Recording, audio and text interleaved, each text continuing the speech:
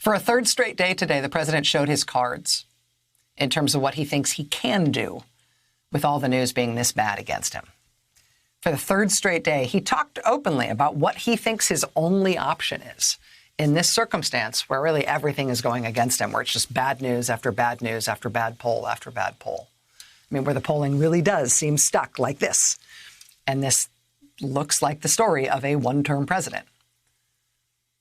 In the face of this, in the face of what looks like a losing re-election effort, with each passing day, it is more unequivocal that it is a losing effort thus far by the president.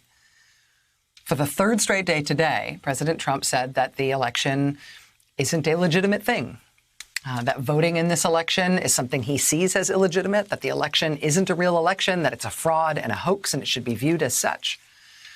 After last night, when he said they'd get rid of the ballots and then there wouldn't be a transfer of power, there'd be a continuation of power because he got rid of the ballots because the ballots are out of control. After those unbelievable remarks from the president yesterday, Republicans in the Senate today issued some mild rebukes, generally not naming the president, but gently insisting in anodyne terms that, of course, we'll have a normal election. Of course, we'll have a peaceful transfer of power. Don't mind what the president is saying and don't ask me about it in more detail. As always, though, the real key is to watch not just what they're saying, but what the administration is doing. News on that front as well today. Today, we learned that part of what they're doing is that the Justice Department today, bizarrely, started hyping the risks of mail-in ballots. Specifically in Pennsylvania, just like the president and Attorney General Bill Barr have been hyping fears about voting in recent weeks to try to cast doubt on the election overall, the Trump-appointed U.S. attorney in Pennsylvania put out a strange statement today claiming that there was some scandal involving mail-in ballots. There was an initial statement and then that was rescinded and then a follow-up statement. It was all very, very weird. David Loffman, who served as the head of counterintelligence in the National Security Division of the Justice Department under President Trump, was among those who called bullpucky on this today as soon as it happened.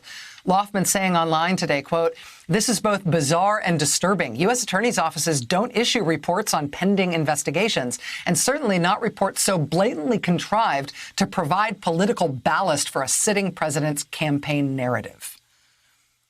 As I mentioned, the Justice Department, the U.S. Attorney's Office in Pennsylvania, put out this weird statement today, hyping concerns about mail-in ballots. They ended up rescinding their original statement and reissuing it later under different terms that made it even weirder.